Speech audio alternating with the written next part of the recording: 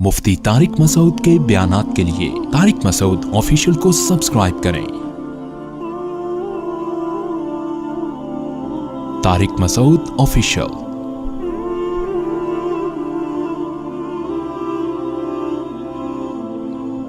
वइज़ा ज़रबतुम fill अर्ज़ि फ़लैसा अलैकुम जुनाहुन अन तक़सुरू मिनस्सलाह। जब तुम ज़मीन में सफ़र करो तो तुम पर कोई गुनाह नहीं है कि तुम नमाज में कमी कर लो।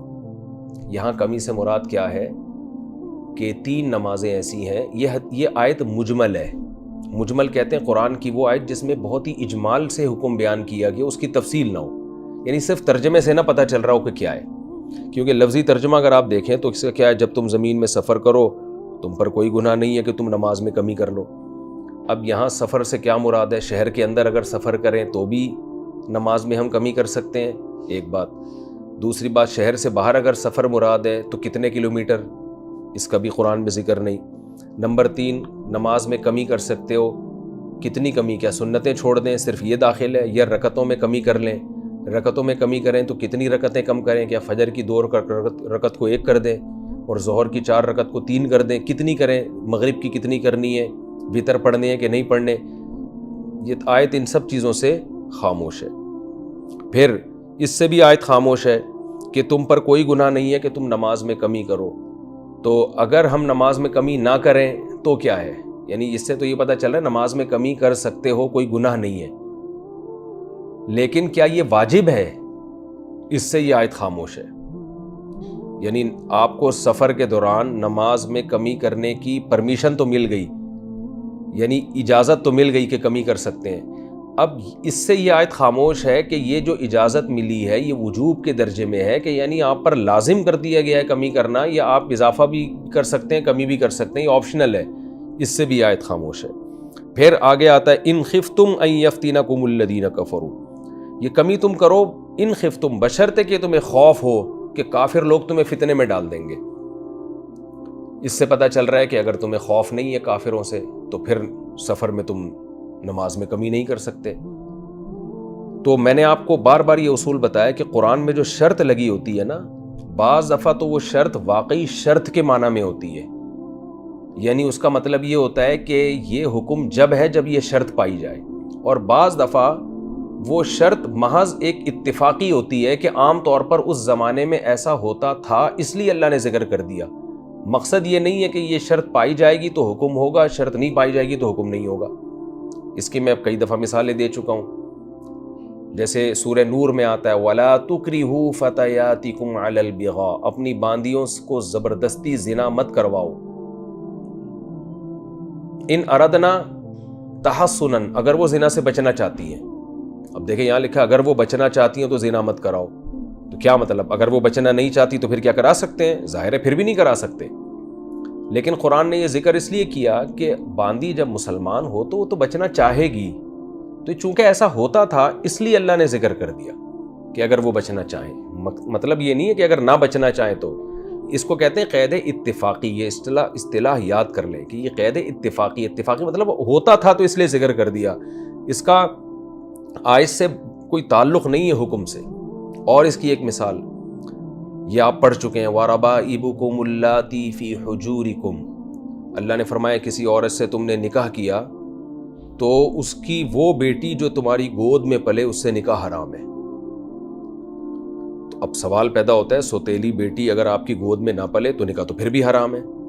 लेकिन कुरान क्या कह रहा है? तुम्हारी वो बेटी, सौतेली बेटी जो तुम्हारी गोद में पले उससे निकाह भी हराम है। तो अब अगर कोई कुरान के लफ्ज़ी तर्जुमे को देखकर ये फतवा देना शुरू कर दे कि कुरान कह रहा है सौतेली बेटी जिससे निकाह हराम होता है ये वो वाली बेटी होती है जो सौतेले बाप की गोद में पले। अब मेरी बेटी चूंकि अपने असल बाप के पास पली है और ये जवान होके आई है, मैंने तो गोद में पाला नहीं, लिहाजा मैं बीवी को तलाक देने के बाद इससे निकाह कर सकता हूँ, तो ये गलत तफसीर होगी। इसलिए कि पूरी उम्मत का इजमा है कि सौतेली बेटी आपकी गोद में पली हो या ना पली हो, बहरहाल उससे निकाह हराम है। कुरान ने ये गोद में पलने का जिक्र इसलिए कर दिया, ये इस बात को हाईलाइट करने के लिए कि आम तौर पर उस ज़माने में ऐसा होता था कि जब आदमी किसी औरत से निकाह करता था तो उसकी बेटियों को भी पाल लिया करता था। तो इसलिए कुरान कह रहा है बेटियां गोदों में पलती हैं तो उनसे निकाह हराम है। तो ये एक क़ैद इत्तिफ़ाक़ी है, एहतराज़ी नहीं है। तो यहाँ भी ऐसे ही है کہ قرآن کہہ رہا ہے اگر تمہیں خوف ہے کہ کافر تمہیں فتنے میں ڈال دیں گے. اب سوال پیدا ہوتا ہے اگر سفر میں آپ کو کافروں کا فتنہ نہ ہو، جیسے کہ آج کل جتنے بھی سفر ہوتے ہیں کوئی خوف نہیں ہوتا ہمیں، تو پھر اس صورت میں بھی نماز میں قصر کریں گے کہ نہیں کریں گے؟ تو اس کا مدار اس پر ہے کہ یہ جو شرط لگی ہوئی ہے قرآن میں کہ اگر تمہیں خوف ہو کہ کافر فتنے میں ڈال لیں گے، یہ شرط احترازی ہے یا اتفاقی ہے؟ احتراز کا مطلب کہ یہ بتانے کے لیے ہے، یہ بھی ٹرم یاد کر لیں، احترازی اور اتفاقی. کبھی اس کو قید احترازی کہتے ہیں، قید اتفاقی، اور کبھی اس کو شرط احترازی اور شرط اتفاقی. شرط اور قید کا ایک ہی معنی ہوتا ہے، یعنی یہ قید لگی ہوئی ہے کہ یہ حکم ہوگا تو ہوگا ورنہ نہیں. تو یہ اس سے بھی خاموش ہے. تو صحابہ کرام ابتدا میں یہ سمجھے تھے کہ یہ شرط اتفاقی ہے، احترازی ہے، کہ اگر ہمیں کافروں کا خوف ہو تو نماز میں ہم قصر کر سکتے ہیں، کافروں کا خوف نہیں ہو تو نماز میں ہم قصر نہیں کر سکتے، کیونکہ قرآن میں شرط اللہ نے بیان کی ہے. تو اسی وجہ سے حضرت عمر رضی اللہ تعالیٰ عنہ نے ایک مرتبہ رسول اللہ صلی اللہ علیہ وسلم سے پوچھا، یا رسول اللہ نے قرآن میں فرمایا ہے کہ تم نماز میں قصر کر سکتے ہو اگر تم سفر میں ہو، لیکن اللہ نے ساتھ میں یہ بھی فرمایا ہے کہ اگر تمہیں خوف ہے کہ کافر تمہیں مصیبت میں ڈال دیں گے، یعنی کافروں کا خوف ہو سفر کے دوران، حملے کا خطرہ ہو، تو اب تو امن ہو گیا، اب تو ہمیں حملے کا خطرہ نہیں ہے، اب بھی ہم نماز میں قصر کریں گے کہ نہیں کریں گے؟ تو آپ صلی اللہ علیہ وسلم نے فرمایا، صدقۃ تصدق اللہ بہا علیکم فاقبلوا صدقہ، کہ یہ اللہ کی طرف سے ایک صدقہ ہے تم پر، جو اللہ نے تم پر کیا ہے، اللہ کے صدقے کو قبول کرو. یعنی اللہ کہہ رہا ہے 4 کی 2 پڑھ لو، قصر کر لو، قبول کرو اللہ کے صدقے. اس بحث میں نہیں پڑھو کہ کافروں کا خوف ہے یا نہیں ہے. کیا مطلب؟ نبی نے اپنے عمل سے، اپنی حدیث سے بتا دیا کہ یہ جو اللہ نے شرط لگائی ہے نا کافروں کا خوف، یہ شرط کا حکم سے تعلق نہیں ہے، یہ اس لیے اللہ نے بیان کر دی کہ عام طور پہ کافروں کا خوف ہوا کرتا تھا، تو اس میں تو اور اس بات کا اہتمام کرنا چاہیے کہ نماز مختصر ہو. تو مطلب یہ ہے کہ حقیقت میں یہ اللہ کی طرف سے ایک صدقہ ہے قیامت تک کے مسلمانوں کے لیے، کافروں کے خوف سے اس کا تعلق نہیں ہے. تو اللہ کے صدقے کو قبول کرو اور جیسے اللہ نے کہا ہے ویسے کر لیا کرو. تو اس حدیث سے ہمیں پتہ چلا کہ یہاں بھی قرآن کی جو یہ آیت ہے یہ اتفاقی ہے، یہ احترازی نہیں ہے. تو بہت ساری چیزیں اس آیت میں مبہم ہیں جو ہمیں حدیث میں بیان کی. اس سے ہمیں یہ بھی پتہ چلتا ہے کہ یہ لوگ جو دعویٰ کرتے ہیں نا کہ حدیث کے بغیر قرآن کو سمجھنا ممکن ہے، ہم ڈائریکٹ قرآن سمجھیں گے، تو یہ بھی جاہل لوگ ہیں. نہ قرآن کو حدیث کے بغیر سمجھنا ممکن ہے اور نہ حدیث کو فقہ کے بغیر سمجھنا ممکن ہے. یعنی حدیث کو بھی سمجھنا فقہا کے بغیر آپ کے لیے ممکن نہیں. اگر آپ قرآن و حدیث کی خود سے تشریح شروع کر دیں گے تو بھی گمراہ ہوں گے آپ. جیسے کوئی قرآن کی خود سے تشریح کرے وہ بھی گمراہ، اور جو حدیث کی یعنی حدیث کے بغیر تشریح کرے وہ بھی گمراہ، اور جو حدیث کی تشریح فقہا اور صحابہ کے اقوال اور تابعین کی آراء اور ان کی تفسیر کے بغیر کرے تو وہ بھی گمراہ ہے. تو اور اس سب کا ثبوت قرآن کی ایک آیت سے ہوتا ہے سورہ نحل میں، وَأَنزَلْنَا إِلَيْكَ الذِّكْرَ، اے نبی ہم نے آپ پہ قرآن کو نازل کیا، لِتُبَيِّنَ لِلنَّاسِ مَا نُزِلَ إِلَيْهِمْ، تاکہ اے نبی آپ بیان کریں لوگوں کو کہ ان پر کیا نازل ہو رہا ہے. اب دیکھیں یہ آیت نازل ہوئی تو نبی نے بیان کیا، پھر ہمیں سمجھ میں آئے اس آیت کا مطلب کیا ہے. اور آگے قرآن میں آتا ہے وَلَعَلَّهُمْ يَتَفَكَّرُونَ، آپ کا بیان کے بعد بھی پھر یہ لوگ تفکر کریں گے، غور و فکر کریں گے. تفکر باب تفعل ہے جس میں تکلف کا مادہ، یعنی خوب دماغ کھوپڑی لگا کر غور کریں گے تو ان کی سمجھ میں احکام آئیں گے کہ قرآن و سنت سے کیا حکم نکلتا ہے. ہر آدمی کا کام نہیں ہے یہ. ظاہر ہے تفکر وہی کرے گا جس میں فکر کی صلاحیت ہو اور اس کو پورا قرآن اور پوری حدیثیں آتی بھی ہوں، اور ایسے لوگوں کو اصطلاح میں مجتہد کہا جاتا ہے. تو عام آدمی مجتہد کو فالو کرے گا اور مجتہد قرآن و حدیث میں غور و فکر لگا کے رائے قائم کرے گا کہ یہ مسئلہ ہے کیا. تبھی اس میں فقہا کا اختلاف بھی ہوتا ہے بہت مسائل میں کو بیان کرنے میں. تو یہ آیتوں میں تمام اجمال تھا. اب ان کی تفسیر ہمیں حدیث میں ملتی ہے. وہ تفسیر ہمیں کیا ملتی ہے؟ پہلی بات ہمیں یہ ملتی ہے کہ وَإِذَا ضَرَبْتُمْ فِي الْأَرْضِ، کہ جب تم زمین میں سفر کرو. تو یہ اب آپ نمبر لگا کے یہ تفسیر یاد کر سکتے ہیں. پہلی حدیث میں ہمیں ملتا ہے یہاں سفر سے مراد مطلق سفر نہیں ہے، سفر شرعی ہے. 3 دن 3 راتوں کا سفر. ہمیں حدیث سے پتہ چلتا ہے کہ رسول اللہ صلی اللہ علیہ وسلم جب 3 دن 3 راتوں کا سفر فرمایا کرتے تھے اونٹوں سے، تو ایسے موقع پہ آپ صلی اللہ علیہ وسلم پھر شہر سے باہر نکلتے ہی قصر شروع کر دیتے تھے.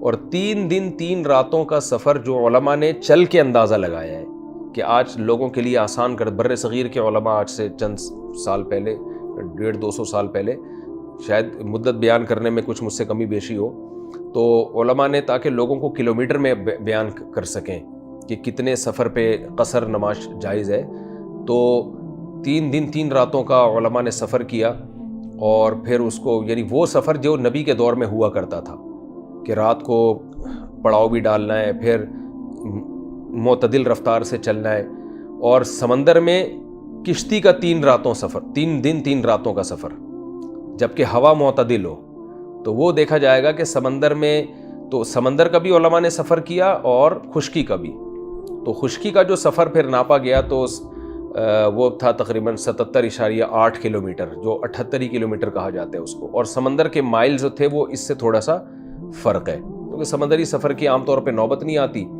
بہت کم لوگوں کو وہ مسائل ہمارے یہاں پوچھے بھی کم جاتے ہیں، تو وہ مقدار یاد نہیں رہتی، تو اگر کسی کو ضرورت ہو تو کہیں بھی کسی بھی عالم سے پوچھ لیں یا نیٹ پہ سرچ کریں، تو وہ میلز میں انشاءاللہ مقدار آپ کو معلوم ہو جائے گی کہ سمندر کے سفر میں کتنے کلومیٹر، سمندر میں کلومیٹر نہیں ہوتے، کوئی اور حساب ہوتا ہے ان کا، تو کتنے مائلز پہ آپ قصر پڑیں گے اور خشکی میں کتنے مائلز پہ آپ قصر پڑیں گے۔ تو یہ فقہاء نے اجتہاد کیے ہیں، کچھ احادیث میں ذکر ملتے ہیں، کچھ چیزوں سے حدیثیں بھی خاموش ہیں، پھر وہاں فقہاء نے اجتہاد کیا ہے۔ تو بر صغیر میں چونکہ فقہ حنفی پر عمل کیا جاتا ہے، تو فقہ حنفی میں جو فتویٰ ہے جس قول پر، وہ 77.8 کلومیٹر ہے، اور اس میں آپ قصر پڑھ سکتے ہیں۔ تو پہلی بات تو یہ کہ یہ سفر مطلق سفر نہیں ہے، بلکہ شہر سے باہر آپ کا اتنے کلومیٹر دور جانے کا ارادہ ہوگا تو آپ قصر پڑھ سکتے ہیں، پہلا پوائنٹ۔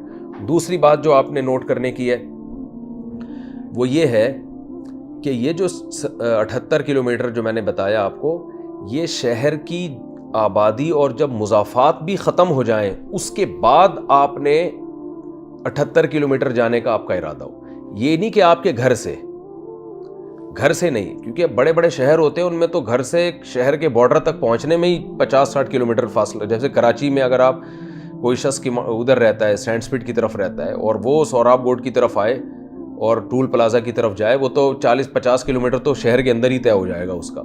تو شہر کی آبادی جہاں مکمل ختم ہو رہی ہے، مضافات بھی، اس کے بعد سے 78 کلومیٹر دور جانے کا پروگرام ہوگا، ارادہ ہوگا، تو وہ شخص شرعی مسافر کہلائے گا، اور سارے سفر والے احکام اس پہ جاری ہوں گے۔ دوسری بات ہو گئی۔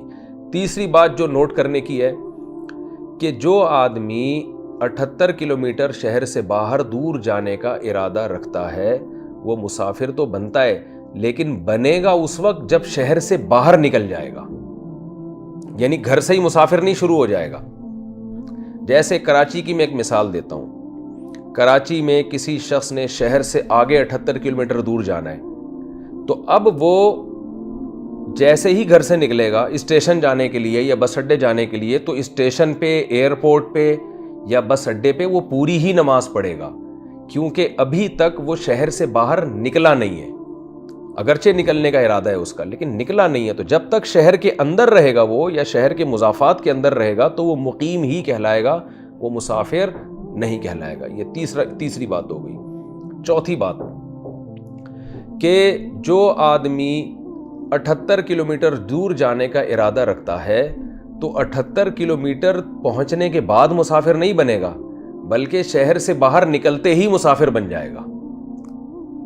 مثال کے طور پر کراچی سے ایک آدمی 78 کلومیٹر دور، کراچی سے باہر 78 کلومیٹر دور جانا چاہتا ہے، حیدرآباد جانا چاہتا ہے فار ایگزامپل، جو تقریباً 150-200 کلومیٹر ہے، تو یہ آدمی نہ تو گھر سے باہر نکلتے مسافر بنے گا، نہ حیدرآباد پہنچ کے مسافر بنے گا، نہ 78 کلومیٹر کراس کرنے کے بعد، بلکہ اتنا دور جانے کی نیت سے جب یہ کراچی کی جو مضافات ہیں، آبادی جہاں بالکل ختم ہو رہی ہے، جب اس جگہ کو کراس کرے گا تو یہ فوراً مسافر بن جائے گا، اور اس پر سفر کے احکام لاگو ہوں گے، حالانکہ ابھی یہ 78 کلومیٹر تک پہنچا نہیں ہے، تو صرف اتنا دور جانے کے ارادے سے ہی مسافر بنے گا، لیکن گھر سے نکل کے نہیں، بلکہ شہر سے باہر نکل کے مسافر بن جائے گا۔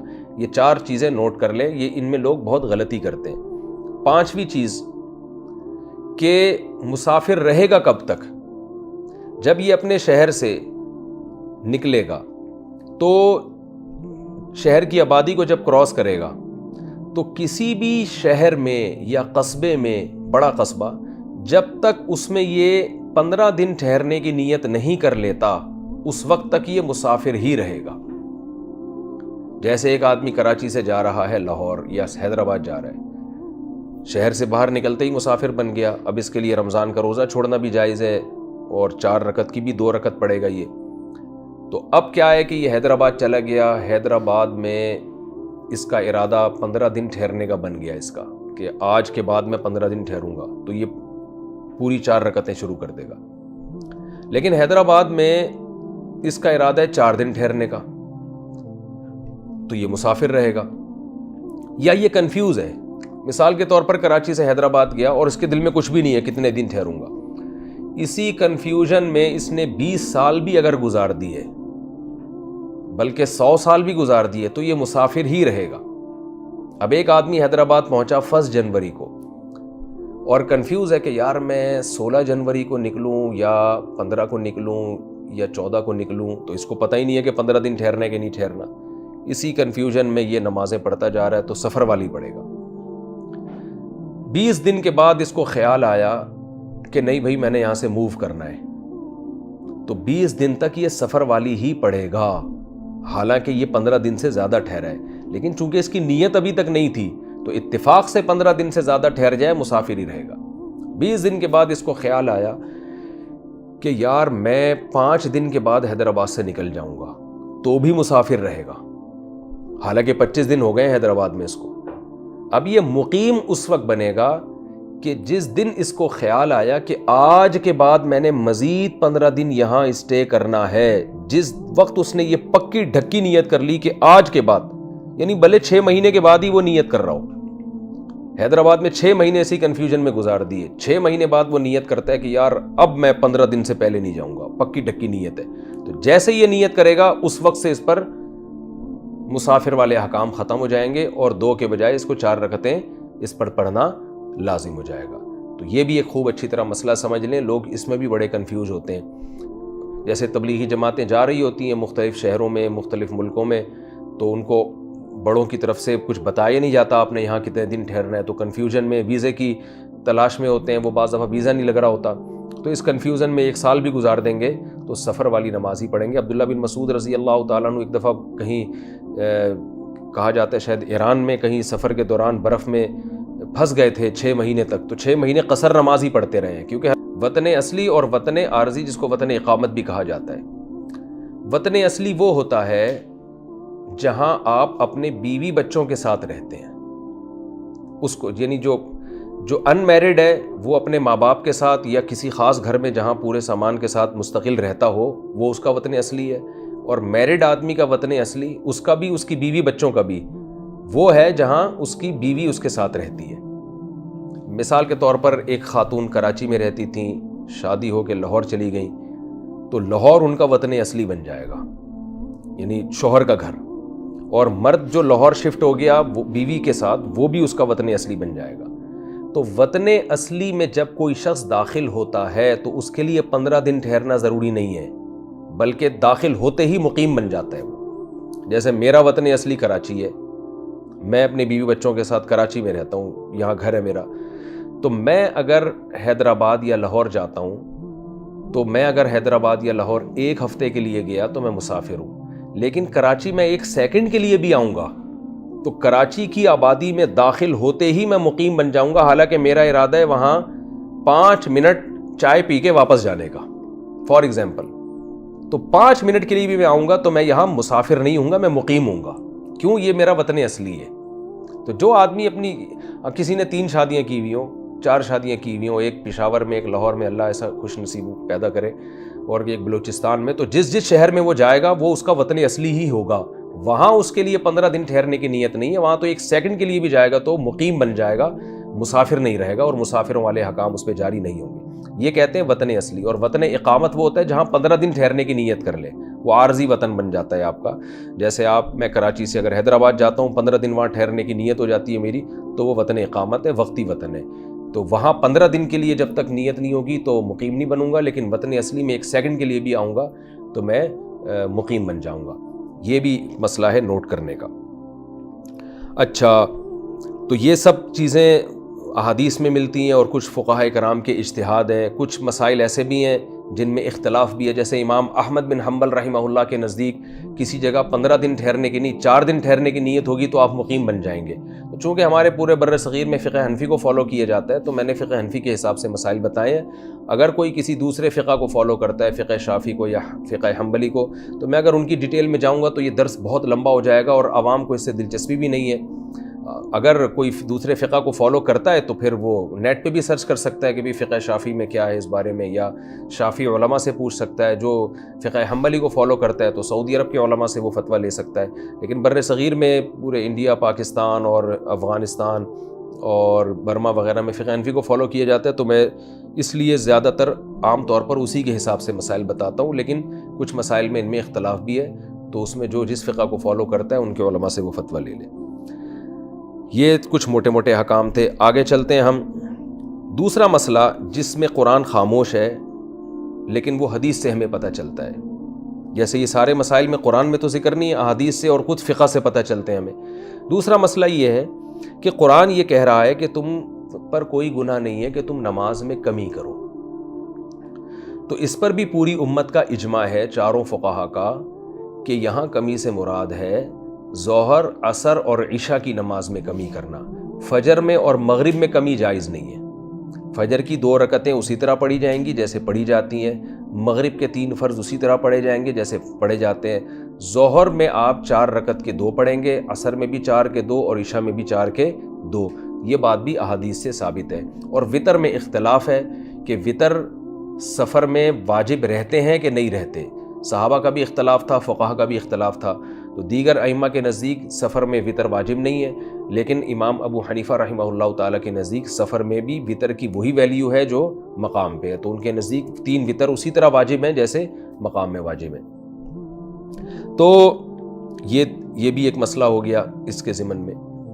تیسری بات، یعنی پہلی بات تو وہ کہ سفر کے احکام، دوسری بات یہ کہ قصر کیسے، کون سی نمازوں میں قصر ہوگا، تیسری بات یہ کہ کیا یہ قصر لازم ہے یا مستحب ہے. مثال کے طور پر قرآن کے الفاظ یہ ہیں کہ تم پر کوئی گناہ نہیں ہے کہ تم نماز میں کمی کرو. تو امام شافعی اور امام احمد بن حنبل رحمہم اللہ تعالیٰ کے نزدیک سفر میں آپ کو اختیار ہے 4 پوری بھی پڑھ سکتے ہیں اور 2 رکعتیں بھی پڑھ سکتے ہیں آپ. یعنی آپ یہ آپشنل ہے کیونکہ قرآن کہہ رہے تم پر کوئی گناہ نہیں کہ تم یہ کر لو. لیکن امام ابو حنیفہ رحمہ اللہ تعالیٰ کے نزدیک، اور شاید امام مالک کا بھی یہی مذہب ہے جو امام حنیفہ کا ہے، ان کے نزدیک سفر میں قصر لازم ہے. اگر آپ نے پوری نماز پڑھ لی تو نماز نہیں ہوگی آپ کی. وہ ایسا ہی ہو جائے گا جیسے ظہر کی 4 رکعتوں میں آپ 1 رکعت کا اضافہ کر لیں تو 5 بن کے وہ پوری نماز فاسد ہو جائے گی. تو ایسے ہی امام ابو حنیفہ اور حنفیہ کی رائے یہ ہے کہ ظہر کی جو سفر میں 2 رکعتیں پڑھی جائیں گی ان میں 1 رکعت میں اضافہ بالکل ایسے ہے جیسے عام حالت میں ظہر کی 4 پہ آپ 1 کر لیں، کیونکہ وہ اللہ نے ساقط کر کے ختم کر دی ہیں. تو اب وہ 2 رکعت ہی 4 کے برابر بن گئی ہیں، اس میں آپ اضافہ نہیں کر سکتے. اضافہ کیے تو نماز آپ کو لوٹانی پڑے گی. اب جو جمہور علماء ہیں ان کی دلیل تو قرآن کی یہ آیت ہے کہ اللہ تو کہہ رہے ہیں تم پر کوئی گناہ نہیں ہے. تو گناہ نہیں کا مطلب واجب تھوڑی ہے، بس گناہ نہیں ہے، یہ بھی کر سکتے ہو وہ بھی کر سکتے ہو. جبکہ حنفیہ یہ کہتے ہیں کہ یہ جو قرآن کا لفظ ہے نا تم پر کوئی گناہ نہیں ہے، یہ اصل میں یہ بتانے کے لیے ہے کہ یہ وہم دور کرنے کے لیے کہ نماز جیسا فرض جو 4 رکعتیں تھیں اگر ہم سفر میں اس کو 2 کر دیں گے تو ایک انسان کو وہم ہوتا ہے کہ اتنا اہم ترین نماز کا حکم ہم آدھا کر رہے ہیں تو کہیں ہمیں گناہ تو نہیں ملے گا. تو قرآن نے صرف اس وہم کو دور کیا ہے کہ نہیں کوئی گناہ نہیں ملے گا تمہیں. باقی قرآن اس سے خاموش ہے کہ اب جب تمہیں کوئی گناہ نہیں ملے گا تو اب تم پر یہ 2 رکعتیں واجب ہیں یا جائز ہیں تمہارے لیے. اس سے قرآن خاموش ہے. اس کا تذکرہ حدیث میں ملتا ہے اور قیاس سے پتہ چلتا ہے. وہ حدیث کیا ہے کہ حضرت عمر رضی اللہ تعالیٰ عنہ سے نبی سے پوچھا کہ یا رسول اللہ اب تو ہمیں کافروں کا خوف نہیں ہے تو ہم کیا 4 کی 2 اب بھی پڑھیں گے، یعنی مختصر اب بھی کریں گے؟ تو آپ نے کیا فرمایا؟ صدقۃن، یہ اللہ کی طرف سے صدقہ ہے، تصدق اللہ بہا علیکم، جو اللہ نے تم پہ ایک صدقہ کیا ہے. تو وہ کہتے ہیں کہ صدقہ جب اس میں تملیک کا عنصر نہ ہو. دیکھیں صدقے کی 2 قسمیں ہیں. ایک یہ کہ میں 1 لاکھ روپے آپ کو صدقہ کرتا ہوں، اس میں آپ کو اختیار ہے کہ آپ قبول کریں یا نہ کریں، یہ ہبہ ہے، آپ کے قبولیت کے بغیر یہ مکمل نہیں ہوگا. لیکن ایک صدقہ وہ ہوتا ہے جو اسقاط ہوتا ہے. اسقاط کا مطلب آپ میرے 1 لاکھ روپے کے مقروض تھے، میں نے آپ کو 1 لاکھ معاف کر دیے، یعنی دیا کچھ نہیں ہے، اسقاط کر دیا، ساقط کر دیے.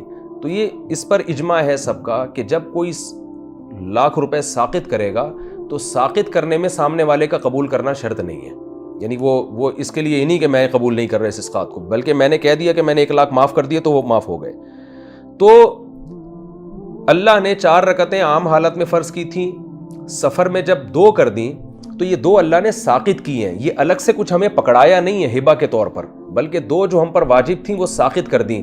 اور ساقط کی ہوئی چیز میں سامنے والے پر وہ اس پر موقوف نہیں ہوتی کہ وہ قبول کرے یا نہیں کرے.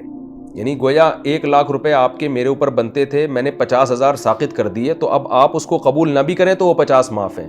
تو 4 رکعتیں بنتی تھیں، 2 اللہ نے ساقط کر دیں. تو جب ساقط کر دیں تو وہ اس میں آپ کی طرف سے قبولیت شرط نہیں ہے، بس وہ ساقط ہو گئی، اب وہ ہے ہی نہیں، کالعدم ہو گئی وہ. تو ایک دلیل تو یہ قیاس کی بڑی مضبوط دلیل ہے. قیاس کا یہ حدیث ہی سے مستنبط کیا کہ اللہ کہہ رہے ہیں وہ صدقہ ہے، اور صدقہ بمعنی اسقاط ہے، یعنی ساقط کیا جا رہا ہے. دوسری بات یہ جو آسان ہے اس سے کہ جب نبی نے اس کو صدقہ قرار دیا کہ اللہ کی طرف سے یہ صدقہ ہے، تو صدقہ جب کسی بڑے کی طرف سے کوئی چیز گفٹ ہوتی ہے اور آپ اسے قبول نہ کرو تو غیرت مند کے لیے اس سے بڑا کوئی جرم سمجھا نہیں جاتا دنیا میں. کوئی بڑا آپ کو گفٹ دے رہا اور آپ کہیں نہیں میں نہیں کروں گا، یہ مجھے نہیں چاہیے. تو امام حنیفہ کی رائے یہ بھی ہے کہ اللہ کی طرف سے 4 کی 2 کی جا رہی ہیں اور صدقہ کیا جا رہا ہے، اور بندہ کہے کہ نہیں میں پوری 4 پڑھوں گا، تو یہ جرم ہے. یعنی اس میں اس لحاظ سے بھی آپ کو اختیار نہیں ہے، بلکہ آپ پر لازم ہے کہ اس صدقے کو آپ قبول کریں، کیونکہ جب اللہ 2 پہ 4 کا ثواب دے رہا ہے تو آپ کون ہوتے ہیں اس کا انکار کرنے والے. تیسری بات یہ کہ خود نبی صلی اللہ علیہ وسلم سے پوری زندگی میں کوئی ایک بار بھی واضح حدیث نہیں ملتی کہ آپ نے سفر میں پوری نماز پڑھی ہو. واضح روایت اس بارے میں صحیح اور واضح روایت ایک بھی نہیں ہے. تو یہ خود اتنی اس کی دلیل ہے کہ نبی صلی اللہ علیہ وسلم کی آنکھوں کی ٹھنڈک نماز میں تھی، اس کے باوجود آپ ہمیشہ سفر میں 2 رکعتیں ہی پڑھتے رہے ہیں. تو یہ کیسے ممکن ہے کہ جس کی آنکھوں کی ٹھنڈک نماز میں ہو وہ اس رخصت سے فائدہ نہیں اٹھا رہے، اور وہ اس رخصت یعنی فائدہ اٹھا رہے ہوں، اور 2 کے بجائے آپ کبھی 4 پڑھتے ہوں کبھی 2 پڑھتے ہوں. کبھی بھی ہمیں نہیں ملتا کہ ایک دفعہ بھی آپ صلی اللہ علیہ وسلم نے سفر میں 2 پڑھی ہوں. اور صحیح حدیث سے حضرت عائشہ رضی اللہ تعالیٰ عنہ، صحیح حدیث میں حضرت عائشہ فرماتی ہیں کہ اسلام میں شروع میں اللہ تعالیٰ نے جو نمازیں فرض کی تھیں وہ 2 رکعتیں ہی فرض کی تھیں. یعنی ظہر کی 2 رکعتیں فرض تھیں، اور عشاء کی بھی 2 رکعتیں فرض تھیں، اور مغرب کی 3 فرض تھیں، اور فجر کی بھی 2 فرض تھیں. فرمایا بعد میں اللہ نے یہ حکم کو منسوخ کیا، اور سفر میں تو 2 ہی رکھی گئیں. حضر میں جو ہے یعنی اقامت میں اللہ نے ظہر، عصر اور عشاء میں 2 کی 4 کر دیں، اور فجر میں تلاوت کی مقدار کو بڑھا دیا گیا. یعنی فجر میں تلاوت کو لمبا کرنے کا حکم دیا گیا تاکہ فجر کی گویا 2 و 4 ہی کے برابر ہو گئی. تو یہ صحیح حدیث سے پتہ چلتا ہے حضرت عائشہ رضی اللہ تعالیٰ عنہ کی کہ اسلام میں جو اصل نمازیں فرض ہوئی تھیں وہ 2 رکعتیں ہی ہوئی تھیں. تو حالت اقامت میں 2 کو 4 کیا گیا ہے. تو اس سے پتہ چلتا ہے ہم جب سفر میں جاتے ہیں تو اسلام کے اصل حکم کی طرف لوٹ جاتے ہیں کہ ہم 2 رکعتوں پہ آ جاتے ہیں. تو اسلام کا اصل حکم تھا، تو جیسے جب اصل حکم تھا اس وقت 2 جب فرض تھیں تو ان کو 3 یا 4 نہیں کر سکتے تھے. تو اب جب سفر میں آپ جائیں گے تو اسلام کے اصل حکم کی طرف لوٹیں گے، اس میں بھی اب آپ 2 کے 3 اور 4 نہیں کر سکتے. البتہ اس پر ایک اشکال ہوتا ہے کہ پھر روزے میں اختیار کیوں ہے، کہ روزے میں بھی تو اللہ نے سفر میں روزہ معاف کیا، تو اس میں ہمیں یہ اختیار کیوں ہے کہ روزہ رکھنا چاہیں تو رکھ بھی سکتے ہیں، چھوڑنا چاہیں تو چھوڑ بھی سکتے ہیں. اگر رکھے گا تو وہ بھی تو اللہ کے صدقے سے اعراض کر رہے ہیں نا، اللہ اس کو ایک رخصت دے رہے ہیں، صدقہ کر رہے ہیں کہ روزہ چھوڑ دو، پھر بھی رکھ رہا ہے. اس اشکال کا جواب انشاءاللہ میں اگلے ایپیسوڈ میں دوں گا. اللہ تعالیٰ سے دعا ہے اللہ تعالیٰ ہمیں سمجھنے کی اور عمل کرنے کی توفیق عطا فرمائے.